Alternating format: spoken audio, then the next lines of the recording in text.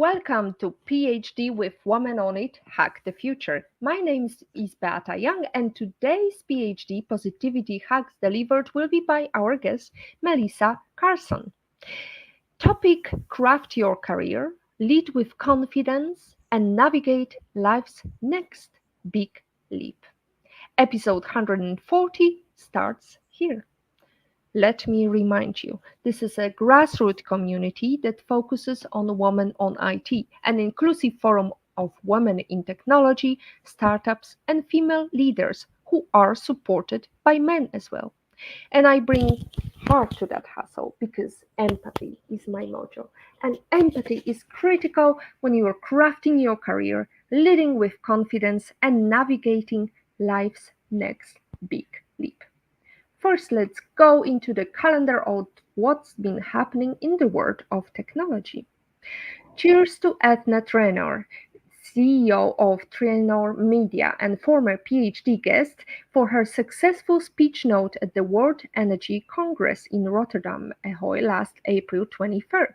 Together with energy leaders, they discussed how clean energy can reduce emissions from heavy polluting industries. Congratulations to its Electric co-founder COO Tia Gordon on winning the Women in Climate Tech Pitch event last April 22nd, organized by the Fourth Effect. You truly deserve it. And finally, mark your calendar and make sure to register, as today's PhD guest, Melissa, will be having a Maximize Your Competitive Advantage People and Leadership workshop series this coming May from 12:30 to 1:30 p.m. ET. You can register via the link we post. However, stay with us because we've got some things to discuss today. Craft your career, lead with confidence, navigate life's next big leap. Feeling stuck in a dead-end job? It's time to break free from all those doubts that have been holding you back. It's never too late to pursue your dream career. Join us on an inspiring journey to break through career barriers and unlock the secrets to a successful career transition. Join us for a discussion with Melissa Carson, the founder of Canopy Strategies. Melissa, a former HR leader at Accenture and EPAM, now focuses on coaching and advising. She's also an author, passionate about aligning people's strategy with business goals. Take advantage of learning how to transition your career smoothly. Talk to us, make some comments, give us a little bit of heart because it always improves our visibility, and by sharing is caring, you can contribute to our network. Melissa, let's start with a simple question. Where in the world are you joining us from? Thank you. I'm excited to be here. I am in the US on the East Coast in the state of Delaware. Beautiful location. I'm joining from Providenciales, the most vibrant island of Turks and Caicos. So let's go and identify the leap. Many viewers may feel stuck but unsure of the next step.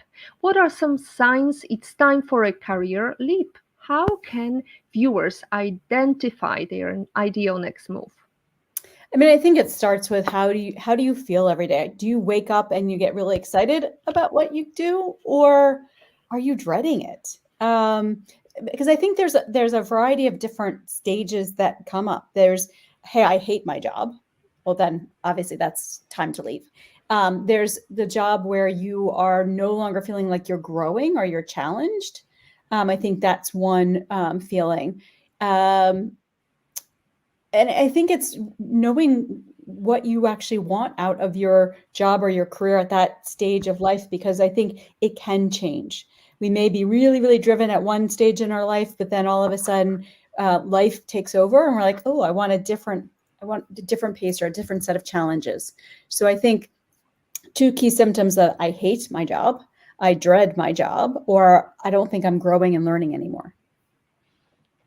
Thank you for that. I need to make sure that I provide a lot of growing to my team. Thank you for that feedback. That's very useful as well. Now, overcoming doubt. Self doubt can be a major hurdle. What Mm. are practical strategies viewers can use to silence their inner critic and build confidence as they pursue a career change? I don't know if we'll totally ever get rid of that inner critic, but what we can do is turn down the volume on it. And I think one of the exercises that I've done in some workshops that I think is helpful is to write down a list of 10 I am statements and about yourself, about what are you really good at? And what are you passionate at, or where are you on that journey that you want to almost believe that you're already amazing at those? And then read that list out loud as if it is your best friend or somebody that you look up to. And when you look at that, your list, a lot of times you're like, wow, I am pretty kick-ass. Like, I am really good. And so I think sometimes we need that um, boost of confidence. I think the other thing that really helps is asking other people or reading our performance reviews in some cases of what people say and actually believing it. Because sometimes, as you know, particularly for women, sometimes we believe, oh, they're just saying the nice things. We don't actually believe and internalize the good stuff. We just focus on the, hey, you can be better at X. And so I think that inner critic is probably good in some ways because it pushes us just a little bit further to do a little bit more, but we need the volume at the right level. Volume at the right level. However, when you read performance reviews, there is not just the beautiful things about you. There are some critical things that need improvement. Do you believe focusing on them and improving them is the way forward, or just thinking about the positives and building on that? I think it's an and for two reasons. One, if you go back to Marcus Buckingham and the strengths revolution way back when, we know that we can increase our performance faster on things that we're already good at. So we definitely want to, accentuate those and do more of those. But when we get constructive feedback, either we're not doing something well, or to get to the next level, you need to do this differently. I think we need to listen to those insights and then decide, do you think that that's actually true? How true is it, particularly if it's negative feedback? Usually there is at least an ounce of truth in it, even if we don't want to believe it. So finding that ounce of truth and then saying, okay, what am I going to do with this? So I think it has to be an and, because if we totally ignore it, then we're living, and driving with a lot of blind spots. Driving with a lot of blind spots, it's critical to know yourself. What are other strategies? I mean, every day we can wake up and think about some positive things that's happened in our world. Would you advise on that, or is there a different view? No, I mean, I think everybody's going to have a different strategy. Some people are really focused on doing a gratitude journal in the morning or in the evening. And I think that's really positive. One of the things I got into over the past, probably about a little over a year ago, was I have some affirmation cards that just help me reframe for the morning of what do I want to think about? How do I want to think about the day? And so I think any of those things that are going to help us remember that we are pretty amazing. We already are enough as we are, and we're just, trying to continue to be the best versions of ourselves. So I think, once again, with the volume, turn down the judge and recognize what we are doing really well. So, what do your affirmation card tell you? It is everything from to you already have the all that you need to figure things out. It might be, I'm trying to think of what a recent one was, because I didn't get to do my morning routine today, so I didn't get to pick a card. It might be one that's around, it's my right to thrive, or it's okay to let things go that no longer serve me. That's a big one that I tend to end up pulling random cards pretty often. Like, it's okay to let go of the things that no longer serve me. Mm. It's like residue that you need to take off that makeup of the Mhm. past and start from the scratch. We've got some viewers watching us tonight. So we've got Olga Vasina. Hello, everyone. Great to see PhD back, she says. And we have got also Jane. Hello, ladies. Excited to listen to this episode. Thank you very much for tuning in. Hopefully, we'll get some questions from you or share with us your affirmations or your strategies how to look at your performance positively.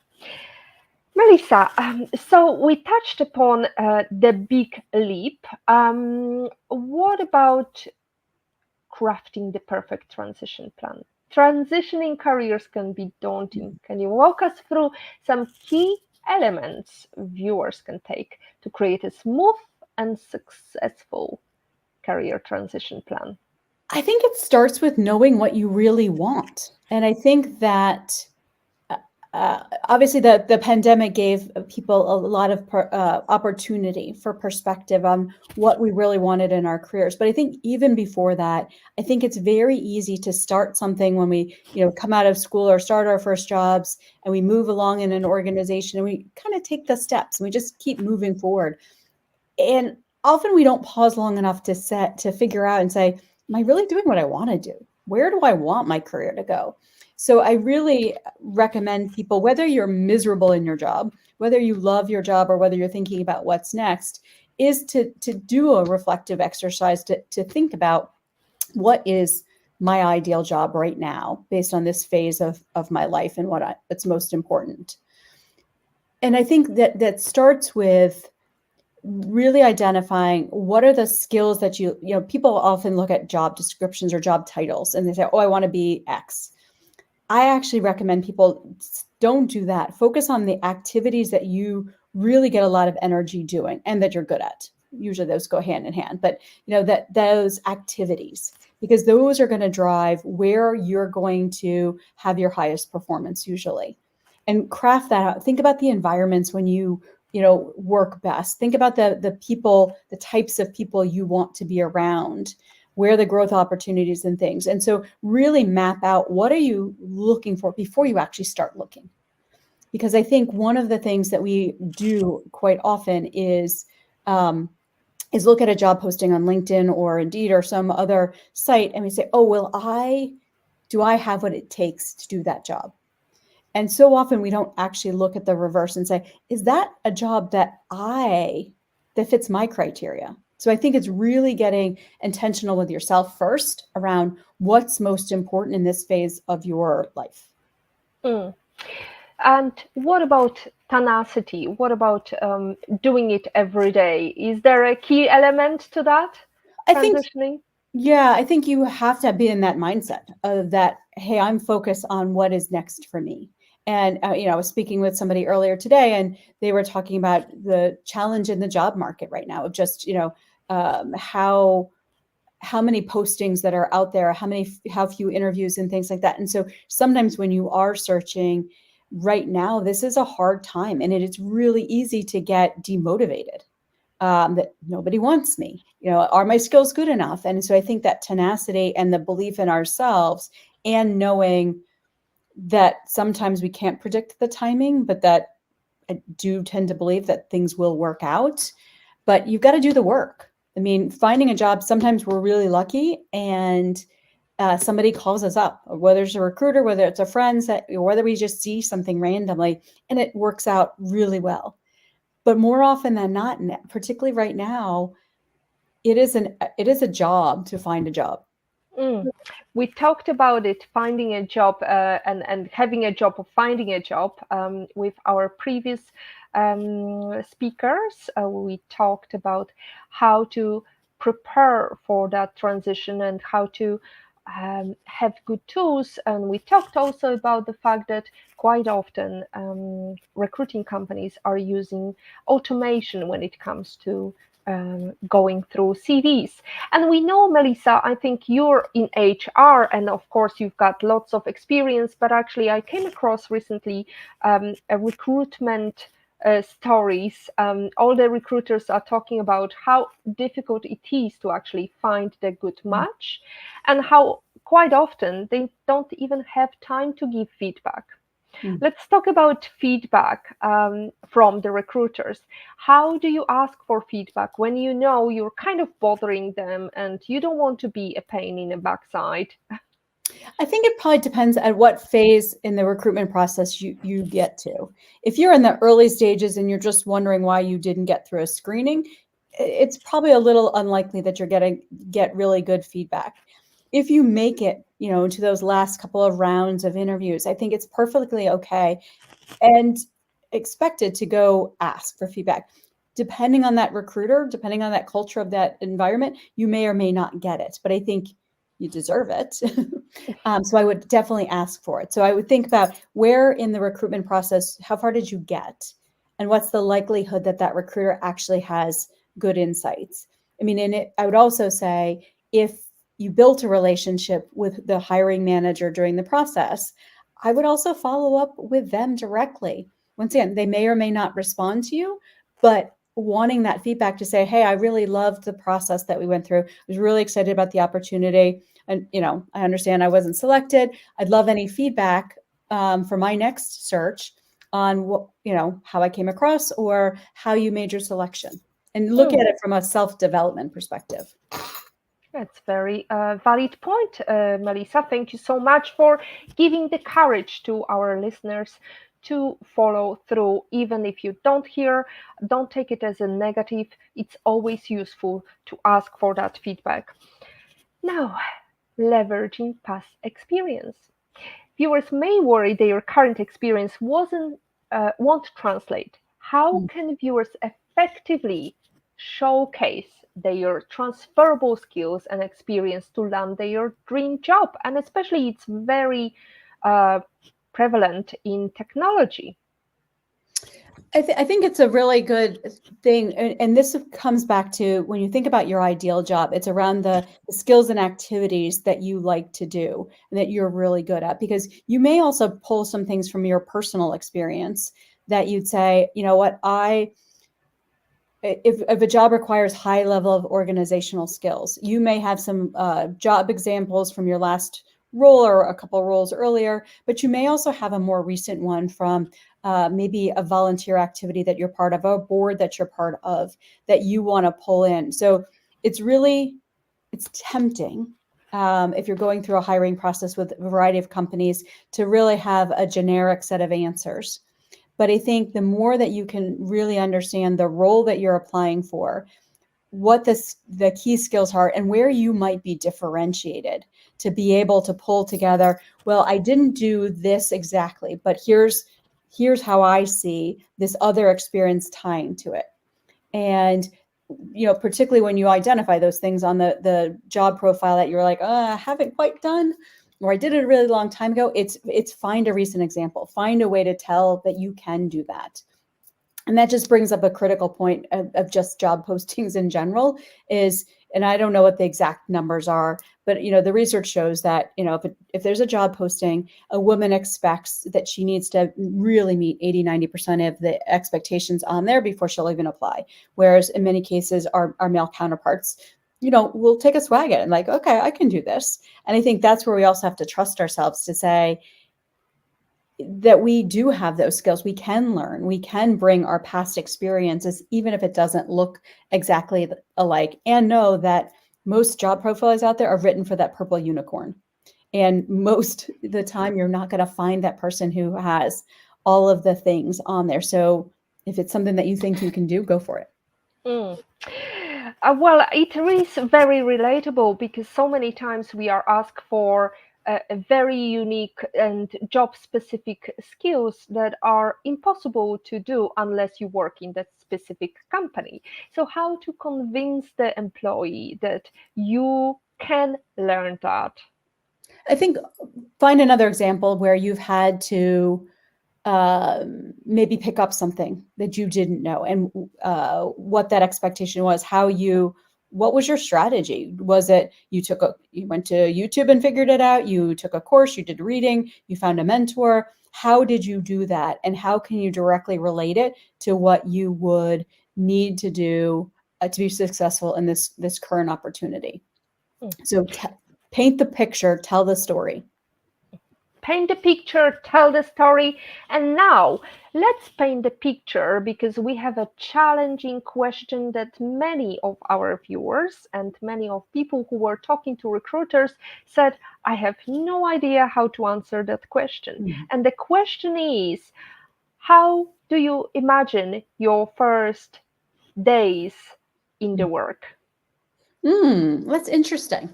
I think because, I mean, if I were the hiring manager, the answer I would be expecting or hoping to hear is, I'm going in this to learn about this organization and listen a lot. And then I want to make a huge impact. Depending on what the role is, you may be really thrown in day one, but I want to hear that you are trying to figure out how do you fit in and how do things work there, and not trying to change it necessarily right away, but find a way to blend and what you can bring to that table, and getting to know the people around you. Getting to know the people around you. And also, there is another, you brought the study. It talks about women who are not applying to jobs until they fit 90% of the job description. That actually is McKinsey. Quite often we like to quote this research. However, there is also another research that shows that women are either too weak or too strong, but never just right, because we seem to be too combative when we say no. We seem to be too weak when we agree with something. So we just can't win, can we? Yeah, I mean, I think that's really hard. And I think, but it comes down to the culture of the organization, at the end of the day, of what's okay. And we have to know ourselves first. I know I can be a very direct person. I know I can be a very impatient person. I know how I can show up, particularly if I'm not on my A game. And so being aware of being able to read the room of what is most appropriate. Now, there are situations where you may just have a bunch of people who don't want you to be successful. It's possible. But I think there's also a lot of people who just don't always behave well.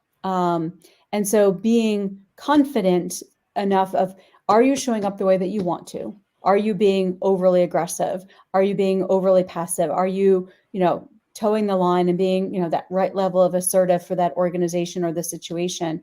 Once we know that, I think it's also, and I'm not good at this, but I will give this advice of being confident enough to follow up with somebody afterwards to say, I understand you think that I was, too aggressive in that situation. Can you tell me what I did or what I said? We don't really want to hear the feedback, but we need to hear the feedback to understand how we are being perceived, in case it is a blind spot for us. It is a blind spot, but then after hearing feedback, how not to be, how to take that feedback, because quite often we want to defend ourselves too fast rather than listen and learn from it. And I think you just said it really well. I think we asked for the feedback, so we have to receive it. And ideally receive it in such a way that we believe that that person is trying to be helpful for us, whether they are eloquent in their delivery of it or not.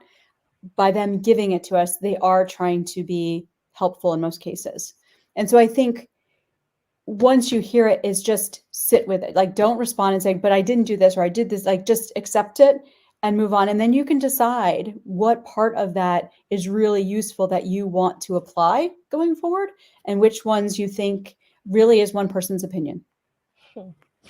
Excellent advice. Thank you, Melissa. Definitely your years of working and having hands-on experience helps here, and I hope our viewers love your responses.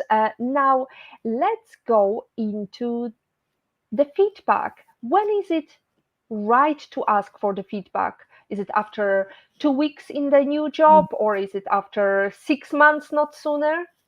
Oh, I think as often as you can, but being very specific. I mean, you might start with like, how am I doing? But really that's not super easy for somebody to respond to. And so finding specific situations to say, if you, for instance, it's your first presentation that you're doing, for your leadership team or for your client, to really ask, okay, I wanted to get some feedback on, what do you think I did really well in that situation? What would you think didn't go as smoothly in the conversation? And be conscious of like what your own perception is as you ask for that feedback. If you think you nailed it, still be open that somebody says, well, here's what I would have expected that you would have done. Because particularly in a new job, what might have been the bar of expectation at your last employer may look very different for this current employer. It might be higher, it might be lower. So be open to hearing that maybe you didn't nail it in a way that works for that culture. But I think don't wait for 6 months. You absolutely need to know how you're doing early on. How you're doing early on, but also what do we do when we have weak leaders who are not capable of giving us feedback? I think it's finding other people, whether it's other mentors, whether it's colleagues. And if you don't have any of that, it's then you have to trust your gut. And over time, you also have to decide, if you have a bunch of weak leaders that aren't going to help you grow and aren't going to create the environment that you want to be a part of, then ultimately you may have to make the decision that that's not the right team to be on or the right organization to be part of. But we absolutely need the feedback, and or else we live with the blind spots, or we do stupid stuff that gets us in trouble that if we had known that we were doing it, we would have changed. Mm. So it's time for another transition, in other words. Now, Exactly. building leadership potential. Strong leadership is critical for career advancement. What are some actionable steps viewers can take to develop and showcase their leadership potential, even in their current roles?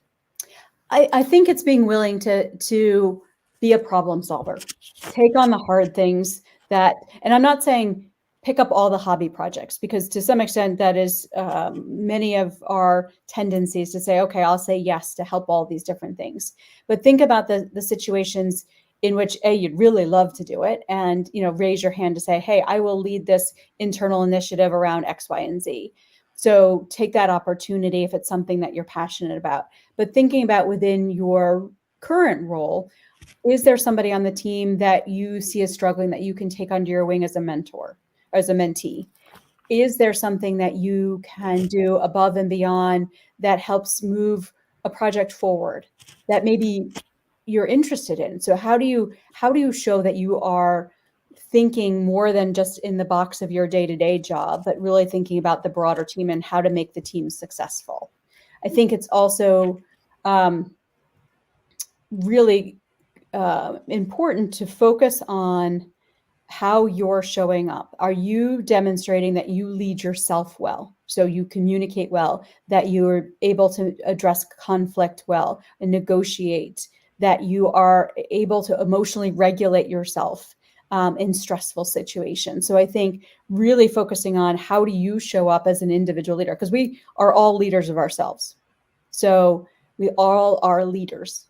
Are we showing up like that? Or are we showing up as, hey, I do what I'm told and that's it, and I keep my head down?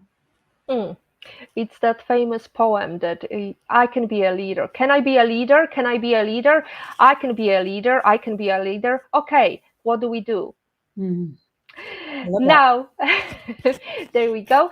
Salary negotiation. Mm. It can be very stressful. What advice can you offer viewers on how to confidentially negotiate their desired compensation during a career transition? I think it starts with knowing sort of what the market is, first of all. What are you worth for the skills and experience that you have? So, whether you're out at salary.com, whether you're at Glassdoor, do a little bit of your own research around what your skills are worth in the marketplace. And then I think it's really important then to ask for what you want, but be flexible, that it may not look like exactly what you want. So make sure you get the whole package. So people tend to focus on the base pay. Well, maybe they can't raise your base pay, but they can give you more bonus or more equity or more paid time off or more this or that or the other thing. So really think about the things that are most important to you and what would be give and take. Because in some cases, there may be truly a limited salary budget. But if you really want it, what can they do to make it sweeter? And I didn't follow this when I was negotiating salaries. And I really, looking back, wish I'd been given this advice earlier on. But, when somebody makes an offer, don't just take it, negotiate. Because the worst that's going to happen is that they say, no, we can't do this. But if it's not quite what you want, don't be, well, this is just good enough for me. It's 10% above what I'm making now or 20%. If you are already underpaid, that doesn't necessarily make sense. So make sure you're advocating for what's a fair salary in your industry and your part of the world or part of the country for the work that you're doing. And so I know the tendency is to worry, well, will they take the offer back if I negotiate? And I think is it possible? Yes. But if they really want you and think you're good at, and you're not a jerk about it, then I think people will respect, what, I really thought that the salary going in was, going to be about $10,000 more. That's where I had pegged it. And based on the research I've done, that's what I was expecting. Is there any room to negotiate this? And they say, no, there's no room. Then, okay, then I would be looking at, are there other things that you can do to make the package a bit richer for me? And then you ultimately have to decide, do you still want it or not?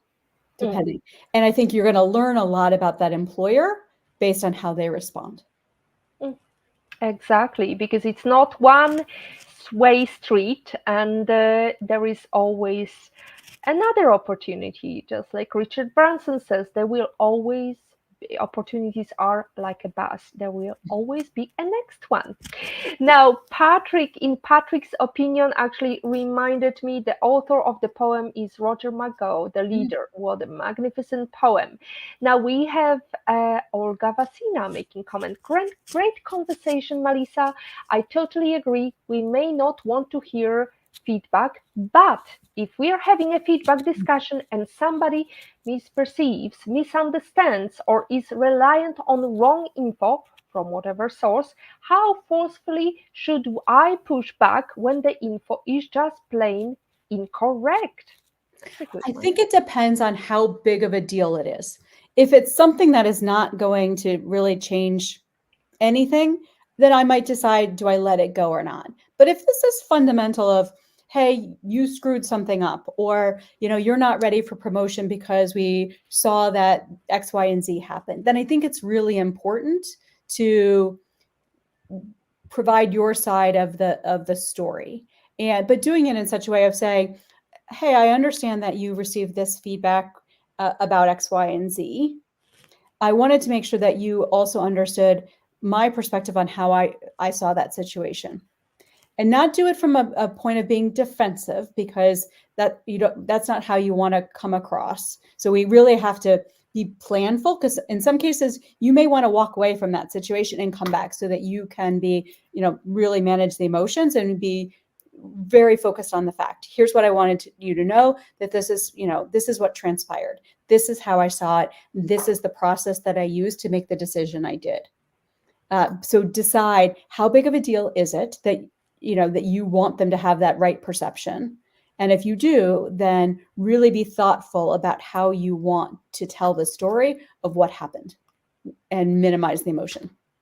Minimize the emotion, bring arguments for to back it up, because we are working with data. Now, balancing work-life integration. As we know, when we start a new job, we get very excited, and sometimes we stay after hours just to prove how great asset we are. So what tips can you share on maintaining a healthy balance as viewers pursue their new career change? I think it starts with being really clear at different points in your life. What are your priorities across personal and professional? And when we know, okay, my personal priority right now is I'm training for X, Y, and Z. That's a priority. And my other priority is that I have dinner with my family 3 nights a week. And I know for me to be at my best that I need 8 hours of sleep, whatever those personal ones are. And then start mapping those into, okay, so if those are my personal priorities, how do I keep those boundaries in place and be successful in my new role? How do I make sure that I have some triggers that will tell me, oh, wait a second, I've now missed 4 workouts. Like that is a priority. Work, we tend to sometimes say we let our personal suffer because work is our paycheck. But at the end of the day, if we're not really being able to manage both all of our priorities in a way that works for us, it will show up at work, at home. And so I look at it less of a balance, but more of how we juggle the different balls that we have in the air at any time.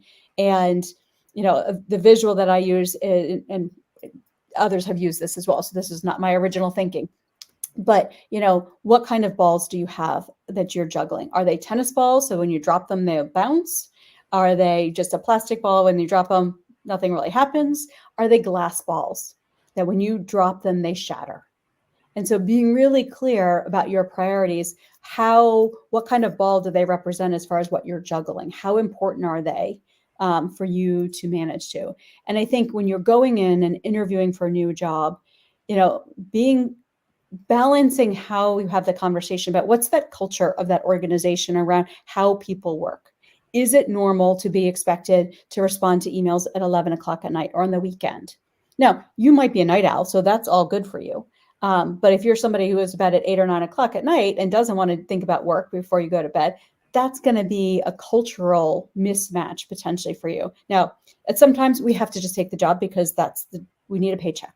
And I get that. But when you have choice, it's being really clear, does the culture that I'm going into, whether it's the organizational level or the team level, the manager level, is it going to work? Do they have a life outside of work, or is it all about the job? Is it all about the job? Now it's all about our conversation, and we want to bring Olga Vasina to the mix. She says, thank you, Melissa. Very helpful, pragmatic advice. Thank you, Olga, for being supporter number one. Now, I know that many viewers still struggle with hybrid or Mhm. remote work. So it is growing, as we know, which is great because so many mothers can actually benefit from that. And especially when you have to commute for hours, it is very helpful to have some term of flexibility in terms of working. What specific challenges might remote workers face when transitioning careers, and how can they overcome it? I think there's a couple of things to think about. Is how are you going to build relationships?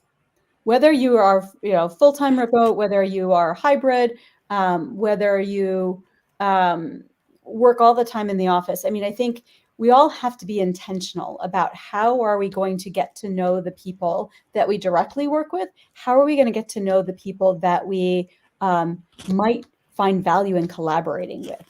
And in some ways it is harder, when you are just working across screens with people versus say bumping into somebody at in the coffee pot or coffee station, etc. But I think it's possible. And so I think being really clear when you're transitioning roles, understanding what the culture of that other organization is. Is it something that you will have to go in 5 days a week? Is it something that you have set days you have to be there? Or is it an environment where, hey, a team decides how they're going to work together? And so being really clear what is going to be required of you and how does it fit within the priorities that you have in your life right now. As you said, if you're doing a 2-hour commute to get to that job, it might feel okay initially, but then you're going to be like, oh, after a month, 6 months of that much driving or that much gas money or that much toll money, et cetera, it may add up. And so I think that is a key piece when you're thinking about salary also, of just how much am I spending in order to get to that job? Is it worth that trade-off? And then obviously if you have family responsibilities, whether it's, elder elder parents, whether it's children, and the responsibilities of how you want to manage that part of your life. I think those are factors to take into account, but it's all about intentionality and all about being really clear on your priorities. Really being clear on your priorities, which brings back our talk about life balance, a healthy balance. And Natalie says that she's got a happy life outside of work. Well done, Natalie. And Patrick is commenting that he wants to be supporter number one. You are as well. You're in different category of supportive husbands. So don't worry, this place is taken for you and reserved for you, Patrick. Now, Melissa, privacy aside, when we talk about hybrid work or remote work, it really vitally important is the fact that we sometimes feel alienated when we don't have a chance to network. And you also talk about the power of network in transitioning to the job that you dream of. So tell us a little bit about that. How do we break through that silent, online life to make an impact? It starts with figuring out who do you want to get to know. Like, depending on your personality, you may be that type that's like, I want to meet everybody. Like, I'm out there. I'm, talking to everybody I meet in my community. I'm talking, whether you're on an online community, I'm meeting everybody.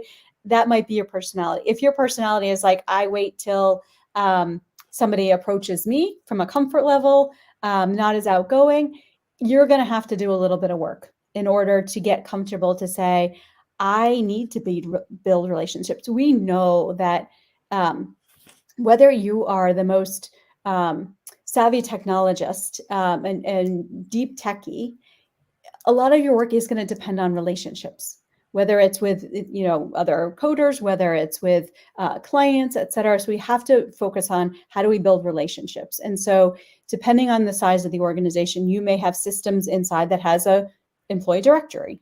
Or really get to know what are some of those other departments and make a conscious effort to say, I want to get to know a new person every week. And if you're thinking about it is a time for a career transition, really looking at your LinkedIn network, who do you know that might be able to make some introductions.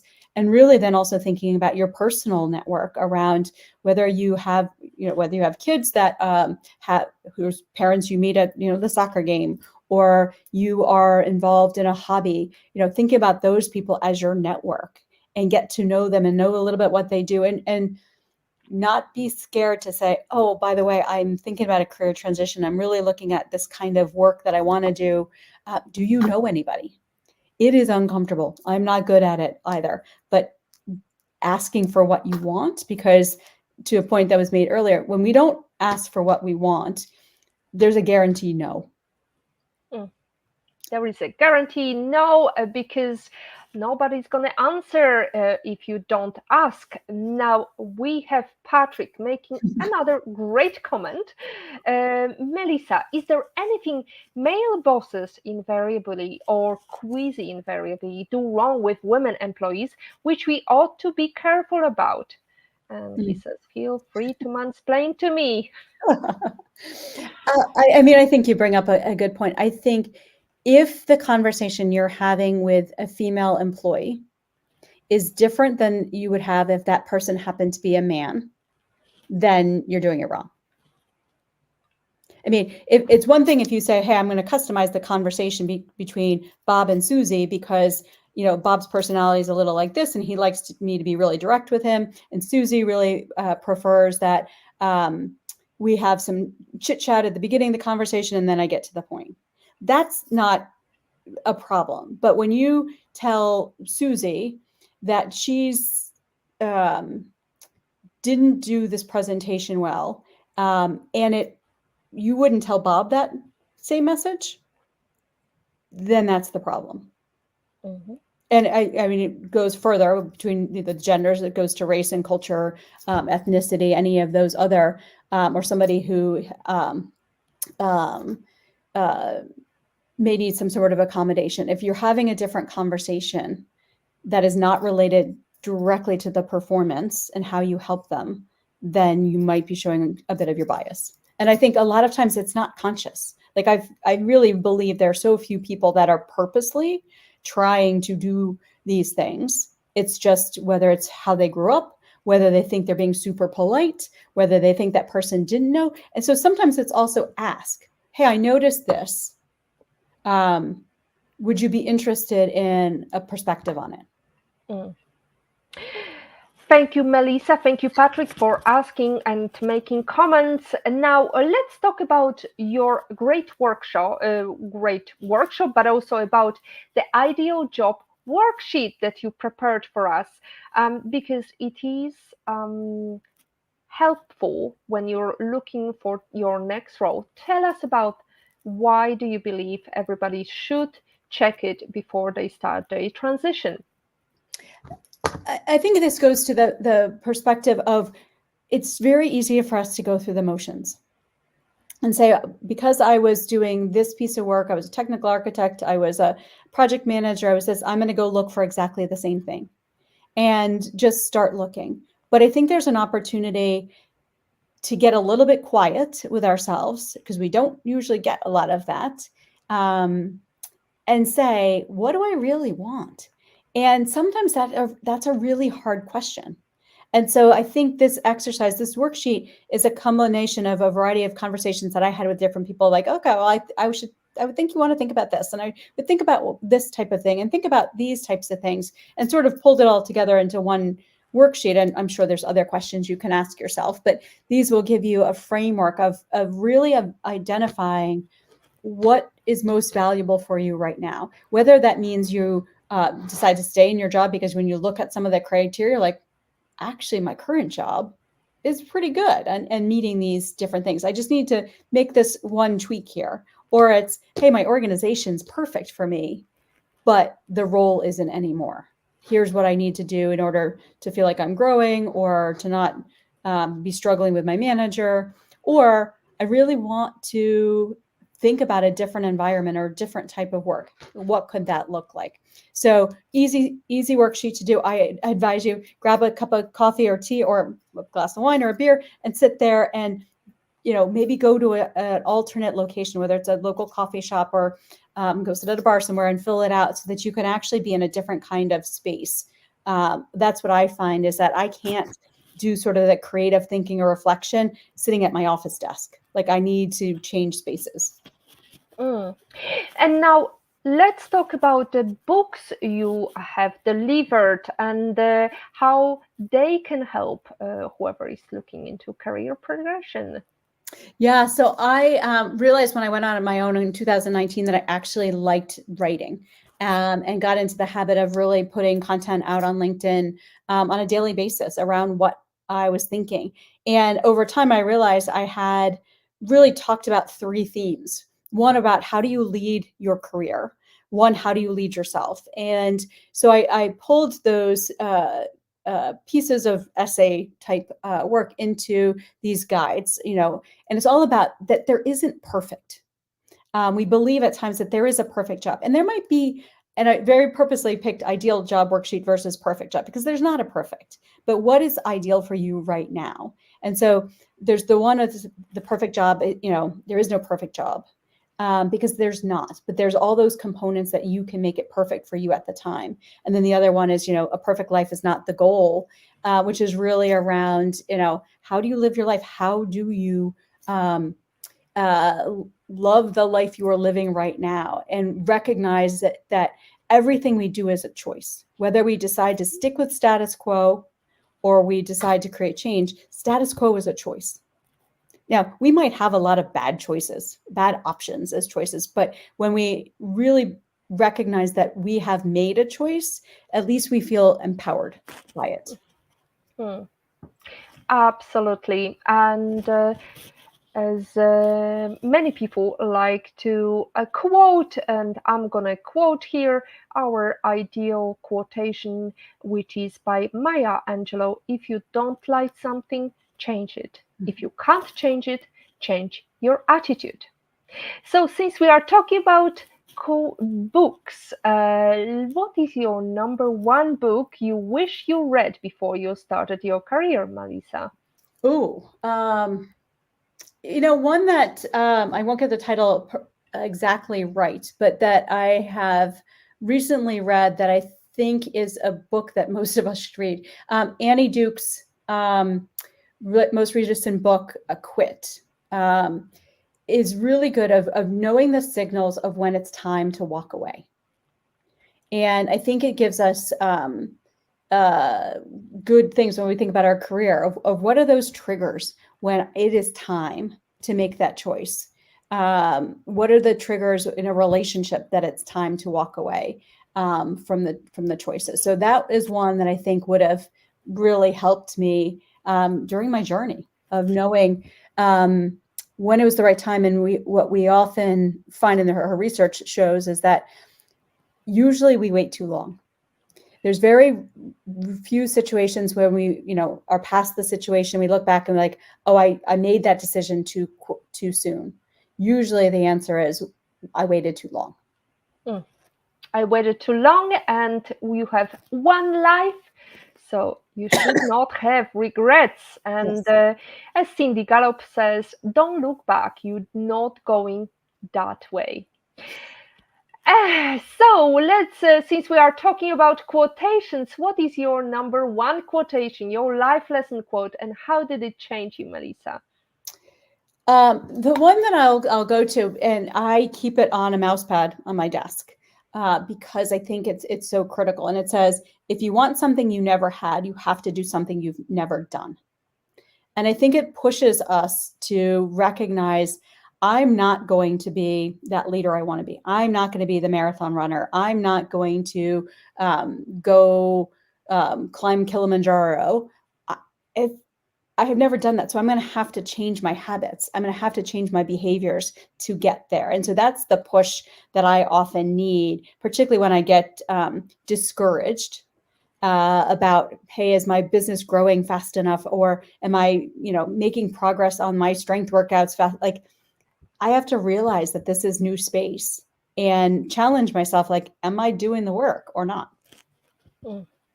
Am I doing the work or not? Or actually, as another great quotation I'm going to bring here, which was suggested by Racy, who is in production. Thank you, Racy. The difference between successful people and others is not a lack of strength, not a lack of knowledge, but rather a lack of will, Vince Lombardi said. Now, Melissa, we talked about the life lesson quote. Now, I'm wondering, who is your favorite person you would like to meet for a private breakfast? If you could choose any location and any person, who would it be, and where would you go to? And that's a good one. And I know I thought about this and I had a really good answer. And now I'm thinking, like, who is that person? I'm going to tell you, Indra Nooyi, former CEO of PepsiCo. Oh, yes. Indira Nooyi, I might pronounce her name wrong, Indira Nooyi, because I don't think we heard that much about her while she was, I mean, maybe I didn't pay as much attention to her impact while she was at Pepsi. But since she has left and she's written books and she's out there, I just think her stories are so rich. And being a woman CEO of a large organization, not being white, I think all of those things made it an interesting story and an interesting challenge. And I just would want to know all the different things. She's publicly talked about a lot of it, but I think I would want to dig in deeper of like, what was really hard? What are you, several years out from that role, what do you wish you had known going into it that you now know, or what would you have done differently, are always the questions that I like to ask. So I would, do it over wherever she happened to be traveling at that point in time, because I'll go wherever, but doing it over a nice meal. Mm. Well, Indra is actually the one who said, don't be fooled by when they say women can have it all. They can't have a career and raise children. something has to give in. And I love that so much, because actually I focused on my career, and my daughter, when she was little, she was really giving me a hard time by saying, ah, you didn't look after me. But now she sees how great it is to have ambitious mother, because Mhm. it's a path much clearer and much easier. And I think that the fact that a female raised a female that is fearless, I think has got a huge is a huge benefactor in her career progression. Now, Melissa, maybe you could share some story of your career. Do you have children, and was it difficult or easy? Yeah, so my kids are now older. So I have a 20-year-old and a 18 and a half year old. So a little bit further along. And I think I struggled like many people do. I had a challenging corporate job and felt like I needed to show up and do all the things. And I knew that I wanted to be part of my kids' lives as far as the activities and things. And I was lucky enough to have roles where I had a lot of flexibility around when I was in the office or when I wasn't in the office, working for large global companies. That made it a bit easier. And so had made a commitment that I was going to be there for their different things. But I do remember, my daughter was sick when she was young, and I was supposed to get on a plane, and I was really ready to get on that plane. And it was one of those moments of, and I don't know who was just like, you need to stay home. And she wasn't deathly ill or anything like that, but like, you need to wear the mom hat, and not, the meeting will go on without you. But it's hard because when you are a hyperachiever, you feel like you're letting people down, or that work thing sometimes has to be first. So that's where the anchors back to, what are your real priorities? How do you make decisions so that it's easier every time, of not thinking, okay, and which of these balls is glass and which of these is tennis? And in that example, she was the glass ball, and the work meeting was the tennis ball. I didn't have to be there Mm. much as I Now, wanted to. now, I think this next quotation by Eleanor Roosevelt is very relevant to many mothers' world when we have to juggle with lots of things and lots of pressure. Because Eleanor Roosevelt once said, "Women are like tea bags. We don't know our true strength until we are put in hot water." So, how are you in hot water? How are you brewing, Melissa? I think that is. I think that's right, because I think we can easily just go along, cruise along, if we're not pushed. Because as I think about it, I'm just like, maybe it is based on a personality, but I do think when women, moms, parents in general, we do get pushed, and we have to figure out, how do we make it work? How do we deal with that stress? And the things that we think sometimes we won't be able to get through, we do. We figure it out. And so I think I love that quote, because we don't know how strong we are until we actually push the limits. Not totally relevant, but I think I saw that this quote again recently of, David Goggins, who's former Navy SEAL, does a whole bunch of stuff. His conversation is like, when we feel like we're at the end, we've really only used 40% of our capacity and capability. And so I think that dovetails nicely with the Eleanor Roosevelt. Like, until we start pushing those limits, we don't know what we can do. We know what we should do now, which is finishing the show, and that's it. Now let's finish on this great note from Melissa. To stay updated and ensure you never miss PhD, follow Woman on It and turn on notifications to be alerted. Next week we have no live stream. However, May the 8th, we are going to talk about building smarter cities. Thank you very much, everybody. That's it from today's episode. Stay strong and look for that transition. Thank you.